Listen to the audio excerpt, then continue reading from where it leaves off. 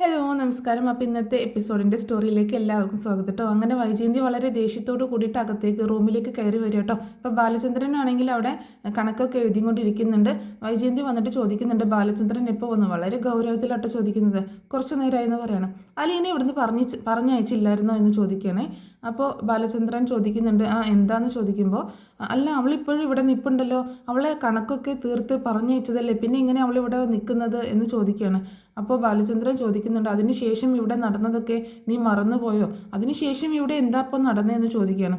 അപ്പോൾ ബാലചന്ദ്രൻ പറയുന്നത്, മനു വന്ന് ഹരിയും കൂട്ടി വന്ന് എല്ലാ കാര്യങ്ങളും തെളിയിച്ചില്ല, അതൊക്കെ നീ മറന്നോ എന്ന് ചോദിക്കുമ്പോൾ, മനു വന്ന് തെളിയിച്ചു, പക്ഷേ ബാലചന്ദ്രൻ്റെ പെട്ടിയിൽ നിന്ന് പൈസ പോയത് ഇപ്പോഴും തെളിഞ്ഞിട്ടില്ലല്ലോ, അത് അവൾ തന്നെയല്ലേ എടുത്തത്, അവൾ അത് സമ്മതിക്കുകയും ചെയ്തതാണല്ലോ, അല്ലെങ്കിൽ മനു വന്ന് പറയുമ്പോഴേക്ക് അവൾ കാശ് എടുത്തിട്ടില്ല എന്ന് പറയുന്നത് വിശ്വസിക്കാൻ അവൻ്റെ വാക്കല്ലല്ലോ ഇവിടുത്തെ അവസാന വാക്ക് എന്നൊക്കെ പറയട്ടോ വൈജയന്തി. അപ്പോൾ ബാലൻ പറയുന്നുണ്ട്, അലീനയുടെ കയ്യിലുള്ള കാശ് അവൾക്ക് അവളുടെ ബ്രിജിത്ത മമ്മി കൊടുത്തതാണ്, ബ്രിജിത്ത മമ്മിക്ക് നിൻ്റെ അച്ഛൻ കൊണ്ടുപോയി കൊടുത്താണ്, ഇത്രയും നിനക്ക് വിശ്വസിക്കാൻ പറ്റുമെന്ന് ചോദിക്കുമ്പോൾ ഇല്ല എനിക്ക് വിശ്വാസം ഇല്ല എന്ന് പറയട്ടോ. അപ്പോൾ വൈജയന്തി എനിക്ക് വിശ്വാസമില്ല എന്ന് പറയണം. അപ്പോൾ ബാലചന്ദ്രൻ ചോദിക്കുന്നുണ്ട്, ജഗദീശ്വരൻ വന്ന് പറഞ്ഞാൽ പോലും നീ വിശ്വസിക്കില്ലേ, പിന്നെ ആരെയും നിനക്ക് വിശ്വാസം ചോദിക്കുമ്പോൾ എന്നെ പരിഹസിക്കേണ്ട, എനിക്ക് ആരെയും വിശ്വാസമില്ല എന്ന് പറയട്ടോ. അങ്ങനെ എന്നിട്ട് പറയുന്നുണ്ട്, മനുവും ഹരിയും കൂടെ ഇവിടെ വന്ന് കാണിച്ചത് മുഴുവൻ വെറും നാടകമാണ് എന്ന് പറയുമ്പോൾ, നാടകമോ എന്ന് ചോദിക്കുകയാണ് ബാലൻ. ലീന കുറ്റക്കാരിയാണെന്ന് തന്നെയാണോ നീ ഇപ്പോഴും പറയുന്നതെന്ന് ചോദിക്കുക കേട്ടോ. അപ്പോൾ വൈജ പറയുന്നത്, അല്ലെന്നുള്ളതിന് എന്താ ഇപ്പോൾ തെളിവ്? ഒരു തെളിവും കിട്ടിയിട്ടില്ലല്ലോ, മനു ഹരിയെ കൊണ്ട് സത്യങ്ങളെല്ലാം ചെയ്യിച്ചല്ലോ, നീയും കേട്ടതല്ലേ എന്ന് ചോദിക്കുകയാണ് ബാലചന്ദ്രൻ. അപ്പോൾ വൈജ പറയുന്നുണ്ട്, ബാലചന്ദ്ര നിങ്ങൾ ഇന്നലെ രാത്രി എല്ലാ കാര്യങ്ങളും വിളിച്ച് മനുവിനെ അറിയിച്ചു. ഹരി സിനിമയും കഴിഞ്ഞ് വന്നപ്പോൾ മനുവും ഹരിയും കൂടി ഇരുന്ന് പ്ലാൻ ചെയ്തു രാവിലെ ഇവിടെ വന്ന് എന്തൊക്കെ പറയണ്ട എന്നുള്ളത്. കാരണം എന്താ, സ്വന്തം അനുജൻ മോശക്കാരനാണെന്ന് പറഞ്ഞു കഴിഞ്ഞാൽ മനുവിന് കൂടിയല്ലേ നാണക്കേട്. അപ്പോൾ ഇവിടെ വന്ന് അലീനയ്ക്ക് അവനുമായി യാതൊരു ബന്ധവുമില്ല എന്ന് തെളിഞ്ഞു കഴിഞ്ഞാൽ ആരൊക്കെ രക്ഷപ്പെട്ടു? മനു രക്ഷപ്പെട്ടു, ഹരി രക്ഷപ്പെട്ടു, അലീനയും രക്ഷപ്പെട്ടു. അവൻ്റെ കൂർമ്മ ബുദ്ധിയാണ് ഇതൊക്കെ എന്ന് പറയാണ്. അപ്പോൾ ആർക്കും ഒരു കുഴപ്പമില്ല, സ്വന്തം അനുജനെ നാണം കെടുത്താനായിട്ട് എന്തായാലും മനു കൂട്ടു നിൽക്കത്തില്ലല്ലോ എന്ന് പറയാട്ടോ. അപ്പോൾ ബാലചന്ദ്രൻ പറയുന്നുണ്ട്, ഇത്രയും കൂർമ്മ ബുദ്ധി ഒരു കേസിലും ആരും വാദിച്ചിട്ടുണ്ടാവത്തില്ല, ഒരു കോടതിയിലും ഇതുപോലൊരു വിചിത്രവാദം നടന്നിട്ടുണ്ടാവില്ല. ചില്ലറക്കാരിയൊന്നുമല്ല, ഈ ആടിനെ പട്ടിയാക്കാന്നുള്ളതൊക്കെ ഞാൻ കേട്ടിട്ടേ ഉള്ളൂ, ഇപ്പം അത് നേരിൽ മനസ്സിലായി, നീ ഭയങ്കര സൂത്രശാലിയാന്നൊക്കെ പറയാട്ടോ. ബാലചന്ദ്രന് സാമാന്യ ബുദ്ധിയില്ലേ? ഹരിയെയും കൂട്ടിയിട്ട് മനു ഇവിടെ വന്നിട്ട് എല്ലാ കാര്യങ്ങളും പോലീസ് മുറിയിൽ ചോദ്യം ചെയ്യുന്നു. എന്നിട്ടാണെങ്കിൽ ഹരി എല്ലാ കാര്യങ്ങളും തത്ത പറയുന്നത് പോലെ സമ്മതിക്കുന്നു. സമ്മതിച്ചില്ലെങ്കിൽ എന്താ കുഴപ്പം? ഇവിടുത്തെ വേലക്കാരിയുമായിട്ട് ഒരു അരുതാത്ത ബന്ധമുണ്ടെന്ന് പറഞ്ഞു കഴിഞ്ഞാൽ ഹരിക്ക് തന്നെയല്ലേ അതിൻ്റെ നാണക്കേട്. അപ്പോൾ അവൻ അതില്ല എന്ന് വാദിക്കുന്നു. ഇനി അങ്ങനെ തെളിഞ്ഞു കഴിഞ്ഞാൽ അവനൊരു ബന്ധമുണ്ടെന്ന് പറഞ്ഞു കഴിഞ്ഞാൽ നമ്മൾ അവനെ ഈ വീട്ടിലേക്ക് കയറ്റുമോ? പിന്നെ അതുകൊണ്ട് അവൻ അലീനയെ ഒഴിവാക്കി എല്ലാ കുറ്റവും സ്വയം അങ്ങോട്ട് ഏറ്റു എന്ന് പറയാണ് വൈജ. ഇതൊക്കെ നിങ്ങളെ പറ്റിക്കാൻ കൊള്ളാം, പക്ഷേ എൻ്റെ അടുത്ത് ഇതൊന്നും ചിലവാകത്തില്ല, ഈ മാതിരി കൺകെട്ട് വിധികളൊന്നും എൻ്റെ അടുത്ത് ചിലവാകത്തില്ല എന്ന് പറയാണ് വൈജ. ഹരിയെക്കുറിച്ച് രോഹിത് പറഞ്ഞപ്പോൾ നീ എല്ലാം വിശ്വസിച്ചല്ലോ, അലീനയ്ക്ക് വേണ്ടി കൊണ്ടുവന്നതാണ് ആ മോതിരം, അല്ലെങ്കിൽ അലീനയുടെ റൂമിലേക്ക് ചെന്നിട്ടുണ്ട് എന്നുള്ള കാര്യങ്ങളൊക്കെ പറഞ്ഞപ്പോൾ നീ വിശ്വസിച്ചല്ലോ. നിൻ്റെ വിശ്വാസം എന്താ, നൂൽക്കമ്പിയാണോ? എങ്ങോട്ട് വേണമെങ്കിലും തിരിക്കാം, വളയ്ക്കാം, മുടിക്കാം എന്നുള്ളത് പോലെയാണോ എന്ന് ചോദിക്കുമ്പോൾ വൈജ പറയുന്നത്, ഞാൻ അന്നേരം ഒന്നും വിശ്വസിച്ചിട്ടുണ്ടായിരുന്നില്ല എന്ന് പറയാണ്. എന്തെല്ലാമോ നടന്നിട്ടുണ്ട് എന്നുള്ളത് സത്യമാണ്. ഈ വീട്ടിൽ ഇതിനു മുൻപും ജോലിക്കാരികൾ നിന്നിട്ടുണ്ട്, അന്നൊന്നും ഇതുപോലെയുള്ള പ്രശ്നങ്ങൾ ഉണ്ടായിട്ടില്ല എന്ന് പറയാട്ടോ വൈജ. എല്ലാം കൂടി കേട്ടിട്ട് ബാലചന്ദ്രൻ്റെ ഭയങ്കര ദേഷ്യം വരും കേട്ടോ. അങ്ങനെ ദേഷ്യം വന്നിട്ട്, നീ എന്തൊക്കെയാണ് ഈ പറയുന്നത്? എനിക്ക് ആകെ ഭ്രാന്താവുന്നു. നീ ഹരിയെ വെള്ള പൂശാനാണോ ശ്രമിക്കുന്നത്? ഒന്നുകിൽ നീ ഒരു ഭാഗത്ത് നിൽക്കുക, ഹരിയെ നല്ലതാക്കി പറ, അല്ലെങ്കിൽ മോശമാക്കി പറ. ഒന്നുകിൽ ഹരിയെ വെള്ള പൂശി വെളുപ്പിക്കുക, അല്ലെങ്കിൽ ടാറ് പൂശി കറുപ്പിക്കുക എന്ന് പറയട്ടോ. അല്ലാതെ ഈ രണ്ട് തോണിയിലും കൂടി കാലിട്ട് നിൽക്കുന്ന പരിപാടി നിർത്ത് എന്ന് പറയാണ് ബാലചന്ദ്രൻ ദേഷ്യപ്പെട്ടുകൊണ്ട്. ഹരി കുറ്റക്കാരൻ തന്നെയാണ്, അതുപോലെ അലീനയും കുറ്റക്കാരി തന്നെയാണെന്ന് പറയാണ് വൈജ. അപ്പോൾ ബാലചന്ദ്രൻ ഒന്നുകൂടി ചോദിക്കുന്നത്, അപ്പോൾ നീ പറഞ്ഞു വരുന്നത് അവർ തമ്മിൽ അരുതാത്ത ബന്ധം ഉണ്ടെന്ന് തന്നെയാണോ എന്ന് ചോദിക്കുമ്പോൾ അതെ ഉണ്ടെന്ന് തന്നെ പറയാട്ടോ. അപ്പോൾ ബാലചന്ദ്രൻ വളരെ ദേഷ്യത്തിൽ പറയാണ്, അങ്ങനെയാണെങ്കിൽ ഇന്ന് കാലത്ത് ഇവിടെ വന്ന രണ്ട് പട്ടികളെയും ഇവിടെ വിളിച്ചു വരുത്തിയിട്ട് ചെകിടത്ത് രണ്ടെണ്ണം അടിച്ച് തിരിച്ച് പറഞ്ഞയക്കുകയാണ് വേണ്ടത്, ഇനി മേലെ ഈ വീട്ടിൽ കാല് കുത്തരുതെന്ന് പറഞ്ഞിട്ട്, അതായത് മനുവിനെയും ഹരിയെയാണ് ഉദ്ദേശിക്കുന്നത്.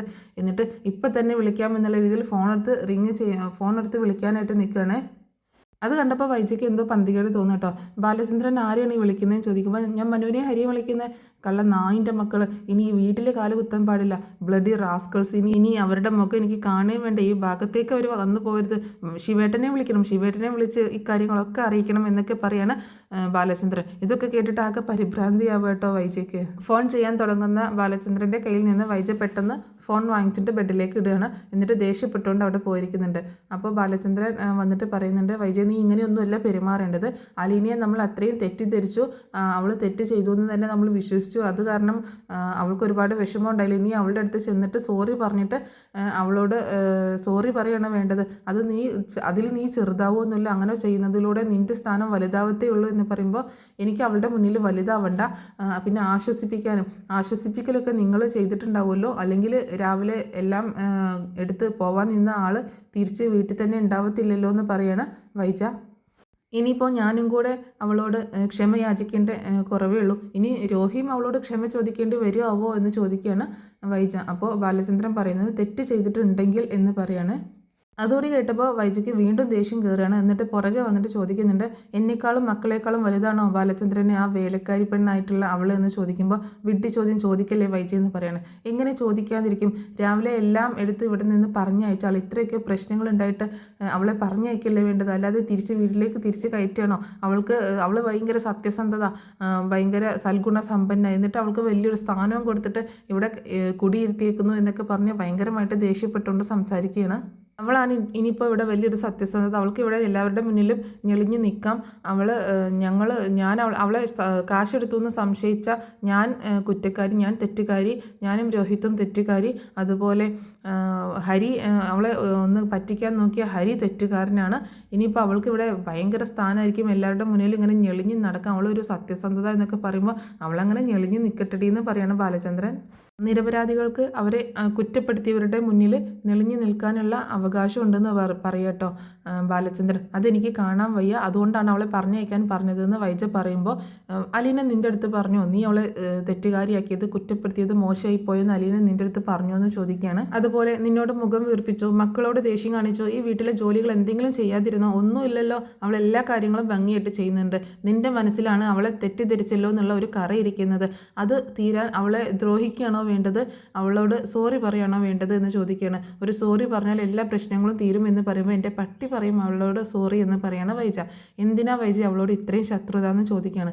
എനിക്ക് അവളോട് ശത്രുതയൊന്നുമില്ല, എനിക്കെന്തിനാ അല്ലെങ്കിൽ അവളോട് ശത്രുത എന്ന് ചോദിക്കുകയാണ് വൈജ കേട്ടോ. എന്നിട്ട് പറയുന്നുണ്ട്, ഇതുവരെ ശത്രു ആയിട്ടില്ല എന്നാണ് എൻ്റെ വിശ്വാസം. ബാലചന്ദ്രനെ അടിമുടിയത് നോക്കിയിട്ടാണ് പറയുന്നത്. ഇനി അങ്ങോട്ട് ശത്രു ആവാതിരുന്നാൽ മതി എന്ന് പറഞ്ഞ് ദേഷ്യപ്പെട്ടുകൊണ്ട് അവിടെ നിന്ന് പോവുകയാണ്. പിന്നീട് കാണിക്കുന്നത് അലീന കിച്ചണിൽ ഇങ്ങനെ ജോലി ചെയ്തുകൊണ്ടിരിക്കുകയാണ്. അപ്പോൾ വൈജ അങ്ങോട്ട് ദേഷ്യപ്പെട്ടുകൊണ്ട് വരുന്നുണ്ട് കേട്ടോ. അങ്ങനെ വന്നിട്ട് അവളുടെ പുറകിൽ നിൽക്കുകയാണ്. അവൾ ചപ്പാത്തി ഇങ്ങനെ പാനിലേക്ക് ഇട്ടിട്ട് തിരിയുന്ന സമയത്ത് പെട്ടെന്ന് വൈജ തൊട്ട് പുറകിൽ നിൽക്കുകയാണ്. അപ്പോൾ പേടിച്ചു പോയി എന്നുള്ള രീതിയിൽ നിൽക്കുകയാണ്. മാഡം വന്നോ, ഞാൻ ചായ എടുക്കട്ടെ എന്ന് ചോദിക്കുകയാണ്. നിൻ്റെ കാല് പിടിക്കണോ, ഞാൻ ഇനി ഒരു ചായ കിട്ടണമെങ്കിൽ ചോദിക്കുകയാണ്. മാഡം ചായ ചോദിച്ചില്ലല്ലോ അതുകൊണ്ടാണ് എടുക്കാഞ്ഞെന്ന് പറയുമ്പോൾ, ഞാൻ ചോദിച്ചാൽ മാത്രമേ എടുക്കത്തുള്ളൂ എന്ന് ചോദിക്കുക കേട്ടോ. അപ്പോൾ പറയുന്നുണ്ട്, അന്നൊരു ദിവസം ഞാൻ ചായ എടുത്തപ്പോൾ എനിക്കിപ്പോൾ ചായ വേണ്ട, ഞാൻ ചോദിച്ചില്ലല്ലോ, ഞാൻ ചോദിക്കുമ്പോൾ എനിക്ക് തന്നാൽ മതി എന്ന് മാഡം പറഞ്ഞിരുന്നു. അതെപ്പോഴാണ് ഞാൻ അങ്ങനെ പറഞ്ഞതെന്ന് ചോദിക്കുമ്പോൾ, മിനിഞ്ഞാന്ന്, അതിപ്പോഴും നീ മനസ്സിൽ വെച്ചുകൊണ്ടിരിക്കുകയാണോ എന്ന് ചോദിക്കുകയാണ്.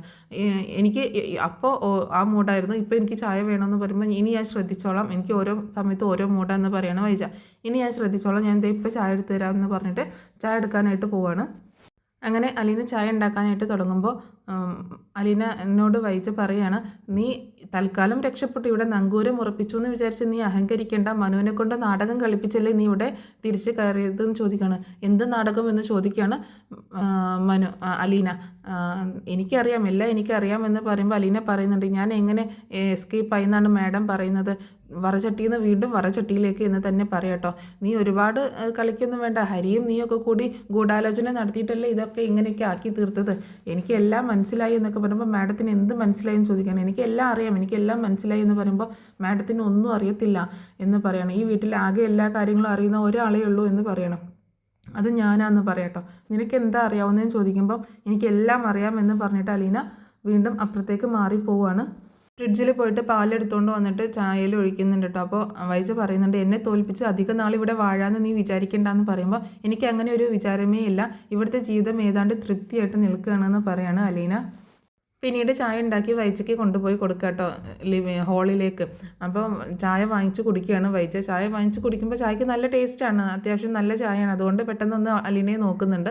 പിന്നെ അലീന അവിടെ നിന്ന് പോവാണ്. പോകുന്ന വഴി ഒന്ന് തിരിഞ്ഞ് അമ്മയെ നോക്കിക്കൊണ്ട് ഇങ്ങനെ ചിരിച്ചുകൊണ്ട് നിൽക്കുകയാണ്. പിന്നീട് കാണിക്കുന്നത് രോഹിത് ഇങ്ങനെ ഫോൺ ചെയ്തുകൊണ്ട് നിൽക്കുകയാണ്. അക്ഷമനായിട്ട് ഫോൺ ചെയ്തുകൊണ്ട് ഇങ്ങനെ അങ്ങോട്ടും ഇങ്ങോട്ടും നടക്കുക കേട്ടോ.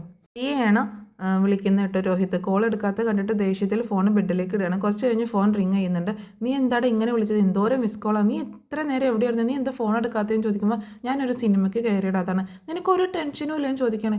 എന്തിനു ടെൻഷൻ? അല്ല, നിന്നെ ഇവിടെ കൊണ്ടുവന്ന് തൊലി ഇരച്ച് കാന്താരിമുളക് തേച്ച് ചവിട്ടി അരയ്ക്കുന്ന പോലെ ചെയ്തിട്ട് നിനക്കൊരു നാണക്കേടോ ഇല്ലേ, ഒരു മോശമോ ഇല്ലേ എന്ന് ചോദിക്കുമ്പോൾ എടാ അതൊക്കെ വെറും നാടകമല്ലേ എന്ന് പറയട്ടോ ഹരി. നാടകം? നീ എന്തായി പറയുന്നത്? നീ എന്നോട് പറഞ്ഞതൊക്കെ കള്ളമല്ലേ? നീ അവളുമായിട്ട് ബന്ധമുണ്ടെന്ന് പറഞ്ഞതും അതുപോലെ അവൾക്ക് ഗോൾഡ് റിങ് കൊടുത്തെന്ന് പറഞ്ഞൊക്കെ കള്ളമല്ലേ എന്ന് ചോദിക്കുമ്പോൾ അതൊക്കെ വെറും നാടകമാണ് എന്ന് പറയാട്ടോ. അപ്പോൾ നീ ശരിക്കും പറയുന്നത് അവളുമായിട്ട് രഹസ്യ ബന്ധമുണ്ടെന്ന് തന്നെയാണോ? പിന്നെ അല്ലാതെ എന്ന് പറയണേ ഹരി. നീ എന്തൊക്കെ പറയുന്നതെന്ന് തെളിച്ച് പറയാമെന്ന് പറയുമ്പോൾ എടാ അവിടെ നടന്നത് മുഴുവൻ നാടകമാണ്. അലീനയെ ഞാൻ രക്ഷിക്കുകയാണ് ചെയ്തത്. എനിക്ക് അലീനയുമായിട്ട് ഇങ്ങനെ ഒരു ബന്ധമുണ്ടെന്ന് പറഞ്ഞു കഴിഞ്ഞാൽ എൻ്റെ വീട്ടുകാരും നിൻ്റെ വീട്ടുകാരും ഞാനൊരു വഷളനാണെന്ന് തെറ്റിദ്ധരിക്കില്ലേ, അങ്ങനെ ചിന്തിക്കില്ലേ? അപ്പോൾ അതിൽ നിന്ന് എനിക്ക് രക്ഷപ്പെടണം. അതിന് വേണ്ടിയിട്ടാണ് ഞാൻ അങ്ങനെയൊക്കെ പറഞ്ഞത്. പിന്നെ അലീനയെ ഒരു നിമിഷം പോലും പിന്നെ അവിടെ നിർത്തിയില്ലല്ലോ, അപ്പോൾ അവളെ തിരിച്ച് പറഞ്ഞേക്കില്ല. അലീനെ ഇനിയും നമുക്ക് ആവശ്യമുണ്ട് എന്ന് പറയണം. അപ്പോൾ നിങ്ങൾ തമ്മിൽ ബന്ധമുണ്ടെന്ന് തന്നെയാണോ നീ പറയുന്നതെന്ന് ചോദിക്കുമ്പോൾ പിന്നെ അല്ലാതെ നീ ഒന്ന് വിശ്വസിക്കുന്നു പറയട്ടോ. വീണ്ടും രോഹിത്തിൻ്റെ മനസ്സിൽ വിഷം കുത്തി വെക്കണം. അപ്പോൾ പറയുന്നുണ്ട് നീ എന്തിനാണ്, ഞാനൊരു കാര്യം പറയട്ടെ, നീ എന്തിനാണ് ഞാൻ പറയുന്ന കാര്യങ്ങളൊക്കെ മറ്റുള്ളവരോട് വിളിച്ച് പറയാൻ പോകുന്നത്? അതല്ലേ എല്ലാ കുഴപ്പങ്ങളും ഉണ്ടായതെന്ന് ചോദിക്കുമ്പോൾ സോറിയടാ, ഞാൻ ആ നിമിഷത്തിൽ പറഞ്ഞു പോയി, അതിനൊരു കാരണം ഉണ്ടായി, ഞാൻ നേരിട്ട് കാണുമ്പോൾ പറയാം എന്ന് പറയണം.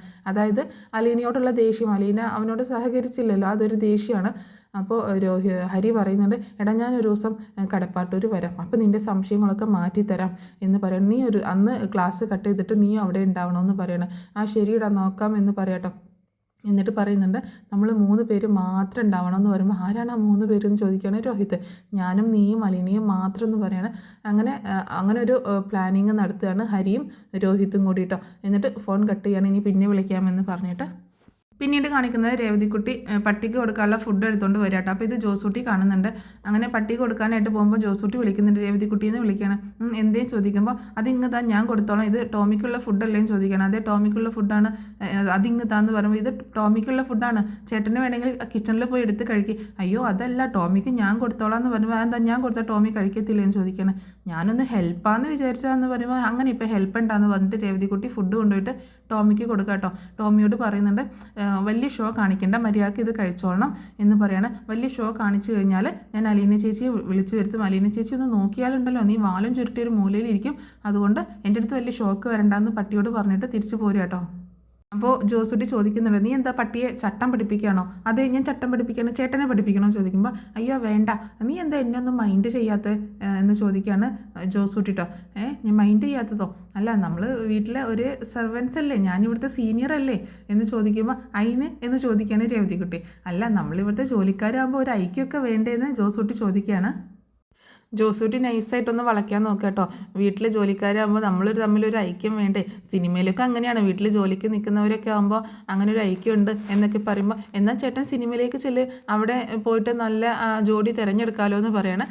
അങ്ങനെ ഒന്ന് കളിയാക്കിക്കൊണ്ട് രേവതിക്കുട്ടി അവിടെ നിന്ന് പോകുന്നുണ്ട് കേട്ടോ. അപ്പോൾ ആകെ നാണം കെട്ട പോലെ ചാള്യതയോട് കൂടിയിട്ട് നിൽക്കുകയാണ് ജോസൂട്ടി. പിന്നീട് കാണിക്കുന്നത് ഗ്രേസമ്മ ഇങ്ങനെ ഞൊണ്ടി വരുന്നത് പോലെ വരിക കേട്ടോ.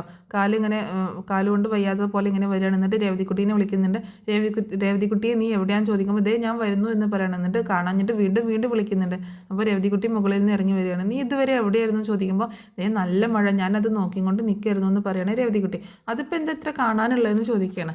എന്നിട്ട് പറയുന്നുണ്ട് എൻ്റെ കാലിന് നല്ല വേദന, ഞാനൊന്ന് കിടന്നതാണ്, എഴുന്നേറ്റപ്പോൾ കാല് നന്നായിട്ട് മരവിച്ചു, ഭയങ്കര വേദന, ഒന്ന് തിരുമ്മിത്താന്ന് പറയണം. ഞാൻ ഓയിൽമെൻറ്റ് എടുത്തിട്ട് വരാമെന്ന് പറഞ്ഞിട്ട് രേവതിക്കുട്ടി പോകുന്നുണ്ട്. അങ്ങനെ രേവതിക്കുട്ടി ഓയിൽമെൻറ്റ് എടുത്തിട്ട് താഴെ ഇരുന്നുകൊണ്ട് കാലിൽ തിരുമാൻ നോക്കുമ്പോൾ നിനക്കൊരു സ്റ്റൂൾ എടുത്തിട്ട് ഇരുന്നൂടെ, അല്ലെങ്കിൽ ഇത് ഇങ്ങോട്ടേക്ക് കയറി ഇരിക്കുകയെന്ന് പറഞ്ഞിട്ട് തൻ്റെ അടുത്തേക്ക് കയറി ഇരിക്കാനായിട്ട് പറയാണ്. അങ്ങനെ അവിടെ ഇരുന്നിട്ട് രേവതിക്കുട്ടി ആണെങ്കിൽ ഗ്രേസമ്മയുടെ കാലെടുത്ത് മടിയിൽ വെച്ചിട്ട് ഓയിൽമെൻറ്റ് പുരട്ടിക്കൊണ്ടിരിക്കുകയാണ്. അപ്പോൾ രേവതിക്കുട്ടി പറയുന്നുണ്ട് ആൻറ്റി ഞാനൊരു കാര്യം ചോദിക്കാൻ പോവാണേ, ദേഷ്യപ്പെടല്ലേ എന്ന് പറയാണ്. അപ്പോൾ ഗ്രേസമ്മ പറയുന്നത് ചോദിക്കണ്ട എന്ന് പറയാട്ടോ. അപ്പോൾ രേവതിക്കുട്ടി പറയുന്നുണ്ട് ഞാൻ ചോദിക്കും, എന്നാലും ഞാൻ ചോദിക്കും എന്ന് പറയുമ്പോൾ എന്നാൽ ഞാൻ ദേഷ്യപ്പെടും എന്ന് പറയാണ് ഗ്രേസമ്മ. എന്നാലും സാരമില്ല ഞാൻ ചോദിക്കും എന്ന് പറയാണ് രേവതിക്കുട്ടി. എന്നാൽ പിന്നെ നീ അത് ചോദിക്കുക എന്ന് പറയാണ് ഗ്രേസമ്മ.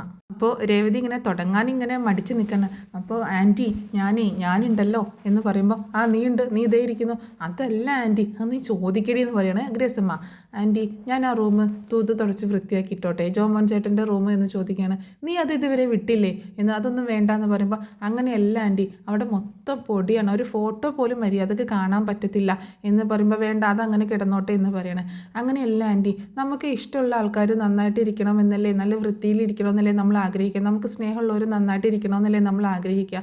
അപ്പോൾ ആ റൂം അങ്ങനെ ഒന്ന് വൃത്തിയാക്കിയിടുന്നത് നല്ലതല്ലേ എന്ന് ചോദിക്കുമ്പോൾ അത് വേണ്ട. അപ്പോൾ ഇങ്ങനെ ആലോചിക്കുക കേട്ടോ ഗ്രേസം. എന്നിട്ട് പറയുന്നുണ്ട് അത് വേണ്ട, അത് അങ്ങനെ തന്നെ ഇരുന്നോട്ടെ എന്ന് പറയുമ്പോൾ അങ്ങനെയല്ല ആൻറ്റി, അതൊന്ന് വൃത്തിയാക്കിയിട്ട് കഴിഞ്ഞാൽ നല്ലതല്ലേ എന്ന് ചോദിക്കുമ്പോൾ വേണ്ട, അങ്ങോട്ടേക്ക് നോക്കുമ്പോൾ തന്നെ വിഷമമെന്ന് പറയുമ്പോൾ അത് അങ്ങനെ പൊടി പിടിച്ച് അങ്ങനെ കിടക്കുന്നതുകൊണ്ടാണെന്ന് രേവതിക്കുട്ടി പറയാം കേട്ടോ. അല്ലാതെ പിന്നെ എന്ത് ചെയ്യാനാണെന്ന് ചോദിക്കുകയാണ് ഗ്രേസമ്മ.